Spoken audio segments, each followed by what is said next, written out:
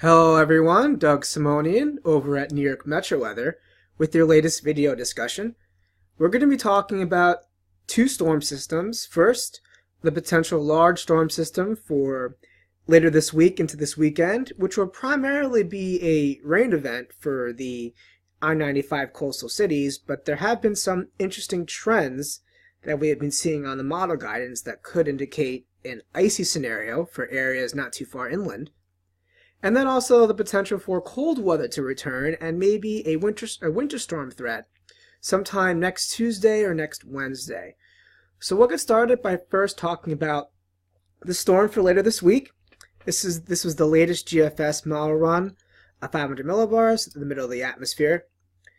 We see that there is a strong shortwave, this is valid for Friday morning, that is entering the southern U.S., but it is pretty strung out and elongated.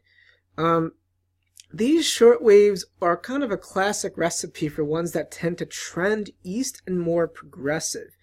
Notice how compressed the trough axis is. Upstream to the west, the flow is pretty zonal. Although downstream to the east, the flow is more amplified, it's also getting very compressed and broadened by this area of confluence from this vortex to the north. So you don't see this classic digging amplified trough.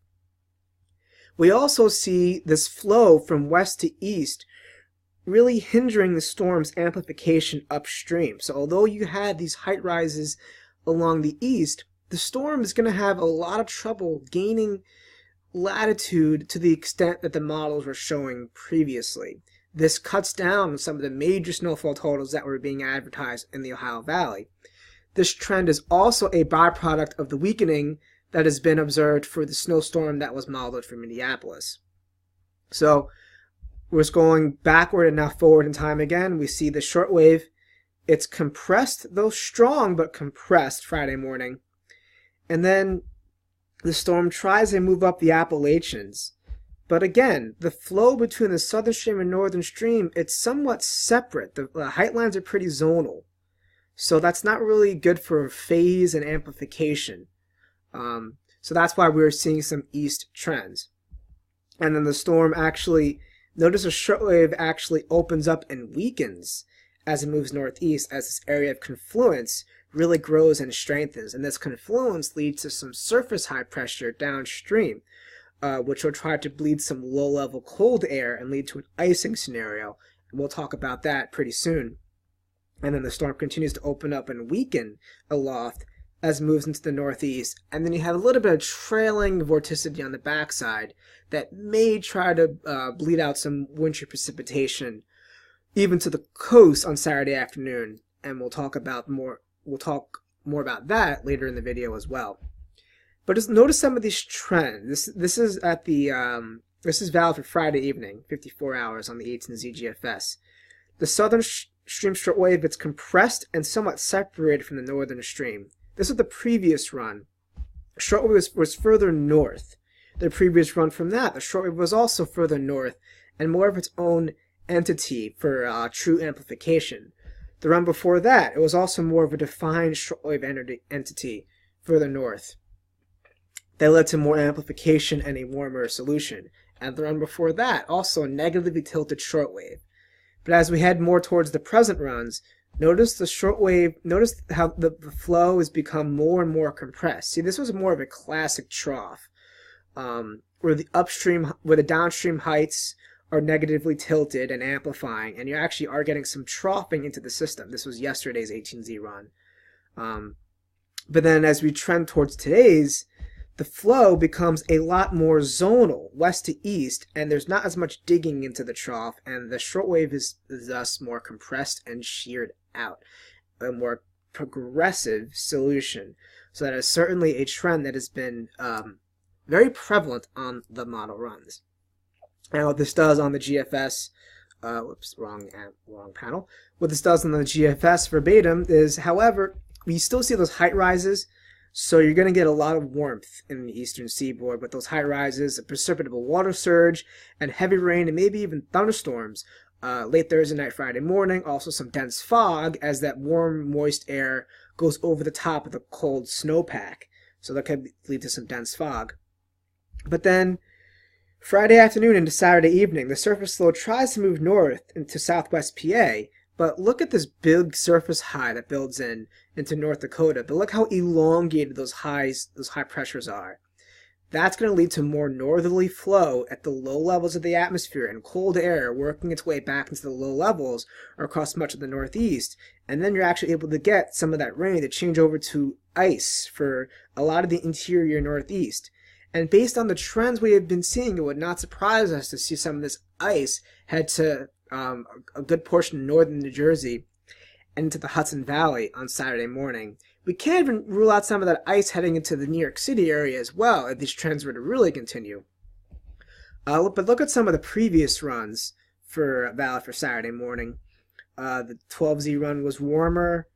Look at those previous runs. They were warmer and further north. Look at the 18Z run from yesterday. So these trends are very staggering with the more progressive nature to the system, forcing the storm to take an easterly track and thus cold air work its way in for more icing. Now, of course, having said that, there's still going to be a very impressive mid-level warm surge. This is at 850 millibars on the GFS model. We see there's a strong southerly fetch with this high pressure in the Atlantic, and then the deepening trough entering the Gulf Coast areas. And we see a southerly surge at 850 millibars, and then that low-level jet actually really intensifies over the eastern seaboard late Thursday night into Friday morning. Look at this surge at 850 millibar winds, well over 50 knots to even 70 knots in some spots. So that's going to lead to a large warm surge in the middle of the atmosphere and heavy rain and potentially thunderstorms as well. This warm surge, regardless of the colder storm track that happens later into Saturday morning, this warm surge for Friday morning is not going to go away. So there's going to be a big warm air mass, particularly in the middle of the atmosphere, in place. So even once the cold air filters back in the low levels, there's going to be a lot of warmth initially in the middle of the atmosphere. So with the warmth in the middle of the atmosphere and then the cold air trying to filter back in the lower part of the atmosphere, that's how you get the ice, as the snow is way aloft in the atmosphere initially falls, but then melts during the warm layer, 850 millibars and above, and then refreezes back into ice or freezing rain with the cold air at the low levels of the atmosphere. So that warm surge is not going to go away. And even at 850 millibars with the low pressure itself heading further east now for Friday night into Saturday morning, the 850 millibar winds are still south and southeasterly. So it's going to take a little bit of a long time to erode the 850 millibar warmth, which is why this isn't really a classic snowstorm by any means, which is why the coldest scenarios would probably mean more ice rather than more snow. The one way we could get more snow is if, because of the jet and that energy hanging back that we talked about, we get more elongated surface low pressure on the backside of the storm, and thus you can get a little more precipitation even after the temperatures in 50 millibars go down. So we'll get into more details of that when the storm gets closer. I still just want to go over the synoptic trends that have been occurring as of right now. We can even see the precipitable water surge, these normalized anomalies. The precipitable water anomalies are very impressive for Thursday night, Friday morning. And that's a byproduct, obviously, of a very warm air and moist air in the middle of the atmosphere. That's not going away. So the heavy rain, warmth, and thunderstorms for late Thursday night, Friday morning is very much prevalent. But then as we head in towards later Friday night, Saturday morning, that initial warm surge does not look as impressive anymore, as the low-level jet is shifting east. The previous model runs had that low-level jet further west even on Saturday morning, right? So that led to additional warm surge and more heavy rain. But now that the storm is moving further east, that second low-level jet surge is well off to the east, and that also helps temperatures crash quicker on the newest model runs. We can see on the NAM model run as well, this is just the surface winds. Saturday morning, we see the wind barbs are definitely well north to south. That's going to drain some low-level cold air and could lead to some icing in the interior. So we'll certainly have to watch for that. And of course, remember, before the 850 millibar winds in this direction were still southerly, so it may take a little while to erode that 850 millibar warmth. So that's about it for that storm. We'll have more details with that as it gets closer. But of course, just one other thing I actually do want to note about that storm is the flash freeze potential is actually pretty significant, because look at the strong cold air that does come in behind the storm with these very strong Arctic high pressures.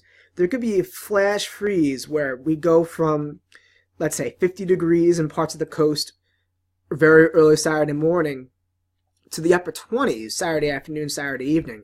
So any rain or standing water could actually freeze quickly, leading to some flash freeze. So that could be another hazard with that storm.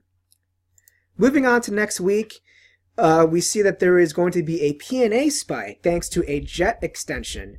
And that jet extension will break, leading to height rises and a PNA spike in the western North America, connecting with this EPO ridge, an EPO block as well, leading to a trough and much colder air into the central and eastern parts of the U.S.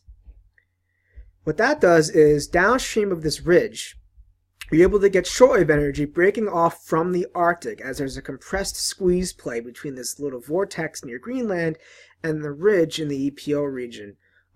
So that forces due north to south meridional flow. So this shortwave breaks off and heads due southward, and then tries to amplify into our next storm system. It's a pretty impressive look with this very strong ridge and the shortwave heading down into the Midwest and into the Tennessee Valley. However, there is a little bit of a lack of wave spacing where this storm isn't necessarily its own entity because of all the energy hanging back from the previous storm system. Normally, in order to generate true strong low pressure near our area, you want this vorticity to become its own entity. That way you can actually have true positive vorticity advection. If you're advecting vorticity into areas that already have strung out vorticity on the backside of the other storm, you're not going to net a change in vorticity as much. So it's actually on this model run, we'll actually go into a more regional view now. It's not until the storm is maturing over our latitude where we really see it become its own entity. See, notice the gap in vorticity in New England Wednesday morning. That's when the storm really becomes its own entity and then allows it to really bomb out and strengthen and become a blizzard for New England. In order for this to become a snowstorm for areas further south, such as New York City and the northern mid-Atlantic, you want this gap of vorticity to occur further south, maybe somewhere in New England. That way the storm could be becoming its own entity somewhere off the New Jersey and Delmarva coast. But even as is, it's a pretty impressive evolution aloft, with a potent shortwave trough that's trying to become its own entity somewhat. And you had this nice ripple of energy trying to tilt negatively in the Ohio Valley. So even as is verbatim, it's still a pretty interesting setup because you're able to generate a weak Miller B type system just from the shortwave energy itself. So you have 126 hours of low pressures in the Ohio Valley. And aloft in the GFS at those same hours, you see impressive vorticity at the base, although it's elongated. You're still netting some change in vorticity because the vorticity is less out ahead than it is at the base of the trough. But ideally, you'd want this vorticity in the northeast at this point to go away and move to the northeast, so that the core of the energy at the base of this trough can be the main focus. But still, it's a somewhat impressive evolution aloft that will have to be watched carefully as we approach the early and middle part of next week. So we see that as a result of the shortwave trough amplifying on the East Coast, we see quickly developing low pressure area off the New Jersey and Mid-Atlantic coast that brings in light to moderate snow verbatim in eastern New Jersey, New York City, and Long Island, but then it really blows up in southern New England as that big shortwave energy becomes its own entity and closes off at 500 millibars. So that's certainly a threat we'll have to watch. Those PNA spikes are always something to really monitor. They often portend strong shortwaves coming down the base of the trough. The ridge does get pushed eastward, and usually sometimes when the ridge gets pushed eastward, the trough gets shifted eastward a little too quickly for amplification.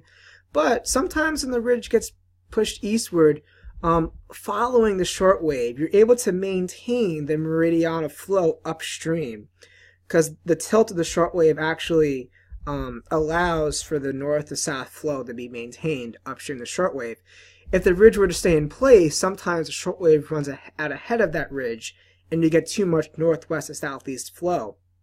But notice as the short wave actually moves east along with the ridge, look at the wind barbs going more due north to south as the ridge moves east along with the shortwave, whereas in the prior panels the flow is actually more northwest to southeast.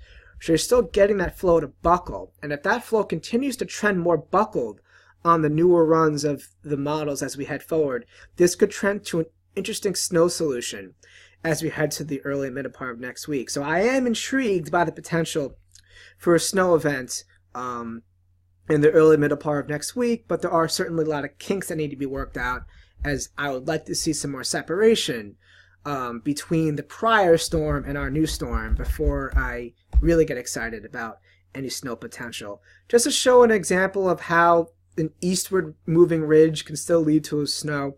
Here's a blizzard in 2016. Look, there was already a trough crashing into the Pacific Northwest, and the ridge had already rolled over into Montana and the Rockies when the storm was forming down south. But look at the due north to south wind barbs that were seen as a result of that. So, of course, this is a much different animal. The storm was able to dig much further south, but still, it goes to show that the eastward push to the ridge can actually sometimes work in your favor, as it allows more due north to south flow to become the prevalent wind direction upstream of the shortwave. And then even later on in the storm, when it was hammering the mid-Atlantic and northeast with snow, look how flat the ridge got. So you can still have an eastward pushing flat ridge and net a snowstorm in the area. So that's something to watch for next week. I do think we'll warm up for a little bit, sometime around January 20th or so for a couple of days, a few days, maybe a significant warm up. Before maybe to close the month and start February, we'll get back into a cold and snowy pattern once again. So I hope you enjoyed this video, and we'll continue to monitor the trends for icing in the interior northeast on late Friday night and Saturday morning. So we'll be sure to keep you updated, and we'll talk to you guys soon. Take care.